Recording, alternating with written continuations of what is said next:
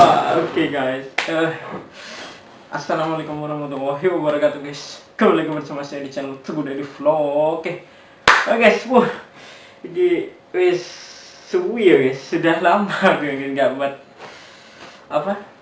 konten ya guys, cerita pembunuhan ya guys. Sudah lama guys, sejak banyak itu ya guys, tugas kuliah ya guys. Sekarang guys, tugas kuliah tuh guys, kalau nggak dikerjain itu ya guys, nggak dikerjain satu aja tugas bisa nambah guys.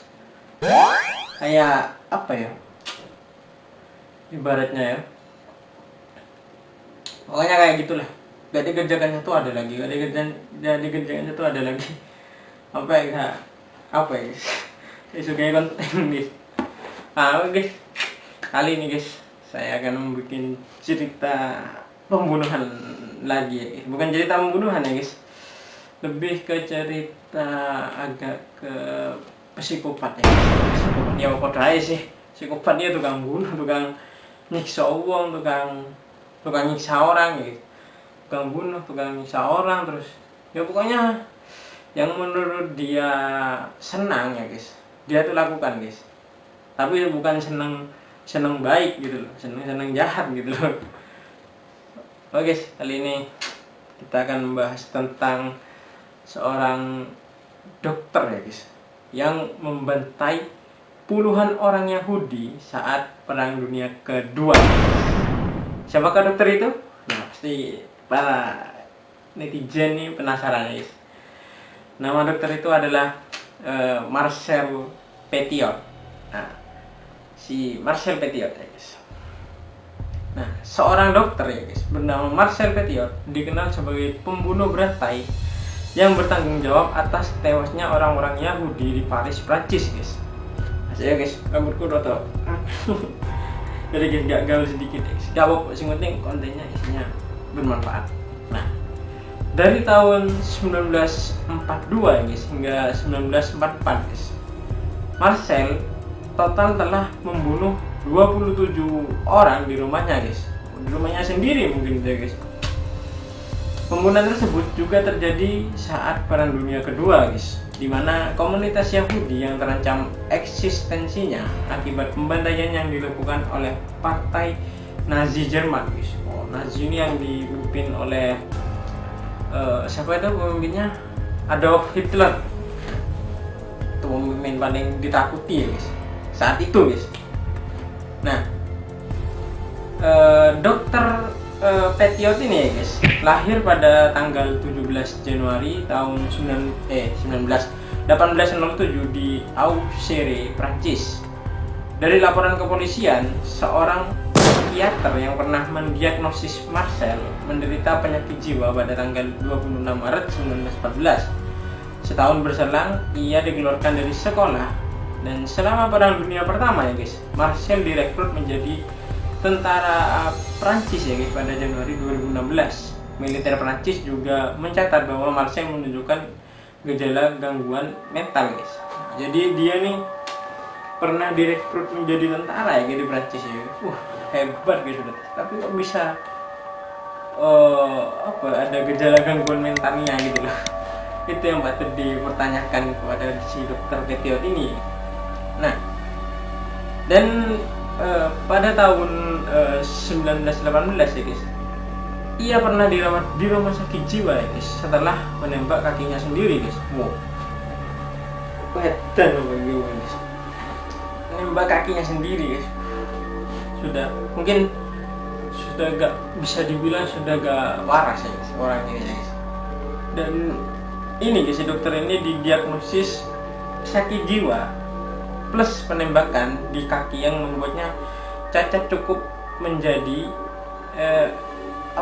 membuatnya cacat ya guys, cukup menjadi alasan untuk memberhentikan dirinya dari militer guys.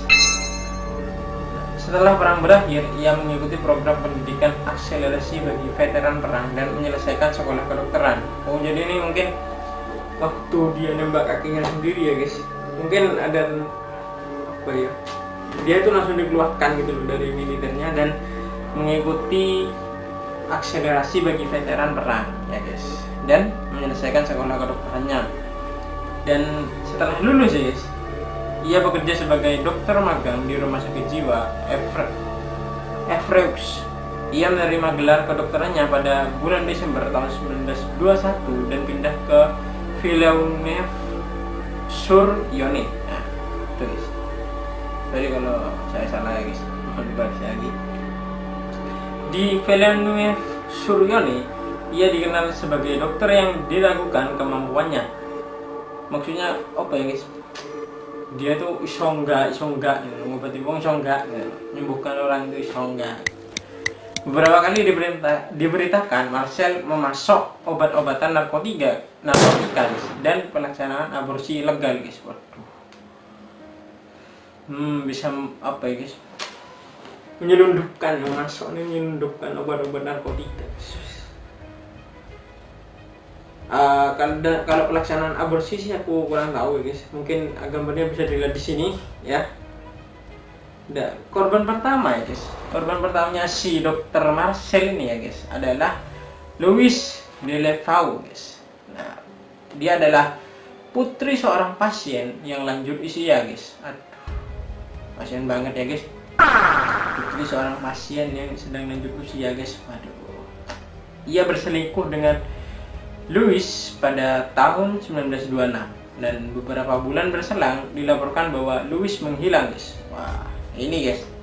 Tetangga rumah menyatakan bahwa Marcel terlihat memasukkan seorang manusia ke dalam bagasi mobilnya guys. Waduh. Ini saya cukup merinding. Pada tahun yang sama, Marcel mencalonkan diri sebagai wali kota guys. Wah, dia ini meskipun apa ya guys? Ya bisa dibilang psikopat ya guys. Dia ini mencalonkan sebagai wakil wali kota guys. Wah, kayak apa guys? Kayak siapa di kartun gitu ya, Donald Bebek mungkin. Ia menyewa seorang asisten untuk mengganggu debat politik dengan lawannya dan berhasil menang guys. Oh, jadi dia pakai cara roce ya guys. Dan begitu dia menjabat ya guys, si dokter Marcel ya guys, dia menggelapkan dana kota guys. Selanjutnya pada tahun 1927 ia menikah dengan Georgette Lablaise, kepala prefektur atau provinsi setempat ya guys. Menerima banyak keluhan terutama terkait aktivitas kriminal yang dan kasus korupsi si Marcel ini guys. Dan akhirnya ia sepakat menskors Marcel sebagai wali kota pada Agustus 1931. Nah, dan memaksanya untuk mengundurkan diri guys. Dan 5 minggu kemudian ya guys, si Marcel ini mencalonkan diri sebagai anggota DPRD ya guys. DPRD-nya sana ya guys, bukan DPRD-nya sini ya guys. DPRD-nya Prancis gitu. Untuk distrik Yonne, dan dia itu menang guys. Dan akan tetapi guys, setahun berselang ya guys, setelah dia mencalonkan diri ya guys, ia ditendang dari kursinya setelah dituduh mencuri listrik desa guys. Waduh. Selain itu, saat menjadi anggota DPRD-nya Prancis, ia ternyata telah menetap di Paris guys. Gak tahu ini DPRD-nya Prancis atau DPRD-nya Paris ya guys. Aku bingung guys. Pokoknya itu. Dan di Paris ya guys, ia membuka praktik dokter dan tetap memiliki desas-desus atas praktik aborsi ilegal dan penyalahgunaan obat-obatan guys. Jadi ini mas apa ya guys? Narkoba lah guys, itu ya, berhubungan dengan narkoba ya.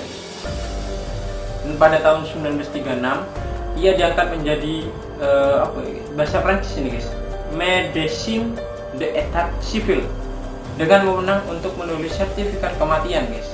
Dan pada tahun yang sama dia sempat dipenjarakan atas kasus pencurian, tetapi dibebaskan pada tahun berikutnya guys. Mungkin hukuman dulu tuh apa ya guys, beda ya guys sama sekarang guys. Mungkin setahun kalau sekarang kan karena potong mencuri atau apa gitu maksimal lagi kalau nggak 6 tahun nih kalau nggak salah ya guys, kecuali mencurinya berat ya guys, apa bobotnya berat ya. Nah, kita lanjut lagi. Setelah pecahnya Perang Dunia Kedua dan jatuhnya Perancis di tangan Jerman ya guys, Petiot mulai memberikan sertifikat medis palsu kepada warga negara Prancis yang direkrut untuk kerja paksa ke Jerman guys. Mungkin dia ingin membantu Nazi, mungkin lah ya. dan merawat pekerja sakit yang telah kembali. Penipuan terbesar Marcel adalah memberikan jasa perjalanan yang aman ke Argentina, guys. Jasa perjalanan ilegal nih, guys. Amerika Serikat dan Amerika Serikat juga atau negara-negara Amerika Latin lainnya melalui Portugal dengan nama samaran Dr. Eugen. Ia membuka tarif seharga 25.000 francs per orang. Nanti 25.000 francs itu berapa ya? Nanti pokoknya ada di sini lah. Uang dulu tuh, guys. Jasa tersebut sangat diminati oleh orang Yahudi di Eropa. Itu jasanya ini sangat diminati oleh orang Yahudi tuh, guys. Di benua Eropa itu. 25.000 tadi. Pokoknya kalau nggak uang sekarang, ya pokoknya uang sekarang lah. Nilainya itu segini gitu lah. Ya. Dan pasalnya, guys, komunitas mereka menjadi objek pembantaian blok Axis yang dipimpin oleh Nazi Jerman saat Perang Dunia Kedua, guys. Nah, orang-orang yang meminta jasanya diharuskan untuk ke rumahnya terlebih dahulu, guys. Jadi yang minta jasanya si dokter Marcel ini harus pergi ke rumahnya dulu, guys. Dan di rumahnya pembantaian pun terjadi, guys. Wah, ia menyuntikkan korban dengan sianida dan mengambil barang berharga korban lalu membuang mayat korban di sungai C.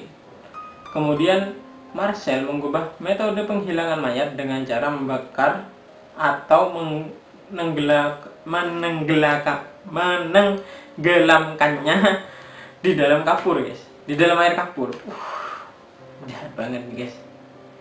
Dan Gestapo, guys, polisi rahasia milik Nazi Jerman mencoba menyelidiki jasa Dr. Eugen ini atau si Dr. Marcel ini, ya, guys.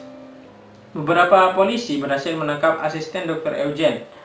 Saat disiksa, mereka mengakui bahwa Dr. Eugen adalah Marcel Petiot. Gestapo membebaskan asisten Dr. Eugen pada Januari 1944. Wah, ini cukup banyak, guys. Dan pada tanggal 6 Maret 1944, para tetangga memperhatikan bahwa api menyebar dari cerobong asap rumah Dr. Eugen.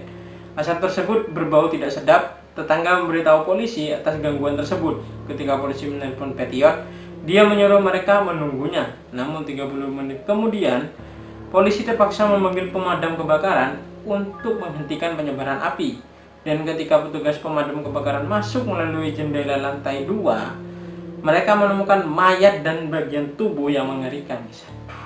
Nah, oke, guys, ini tadi sorry kelewat, guys. Dan ketika Marcel tiba di rumahnya, guys, ia mengklaim bahwa ia adalah anggota perlawanan Prancis dan mengklaim bahwa tubuh itu adalah orang Jerman, pengkhianat dan mata-mata, karena masyarakat pada umumnya menyetujui kegiatan perlawanan, guys. Polisi enggan menangkap Marcel sehingga mereka membebaskannya, guys. Dan pada tanggal 6 Maret 1944, tetangga ini memperhatikan bahwa api menyebar dari cerobong asap rumah si Dr. Eugen ini dan asap tersebut berbau tidak sedap, guys. Dan ketika polisi menelpon Petiot, guys, tetangganya memberitahu polisi dan polisi yang menelpon Petiot. Setelah 30 menit kemudian, polisi terpaksa memanggil pemadam kebakaran untuk memadamkan penyebaran api, guys. Maksudnya menghentikan penyebaran api. Dan petugas masuk ke jendela itu dan petugas ini menemukan mayat dan bagian tubuh yang mengerikan, guys. Nah, gitu, guys. Nah, dan komisarisnya polisi Paris ini, ya, guys, Georges Victor Massou, yang bertanggung jawab atas pembunuhan tersebut, menyatakan bahwa terdapat pertanyaan mendasar atas kasus tersebut, guys. Apakah si Marcel ini berada di pihaknya sendiri atau di pihak Gestapo, guys? Dalam sebuah telegram, pemerintah Jerman menginstruksikan polisi untuk menangkap Marcel dengan tuduhan orang gila yang berbahaya, guys.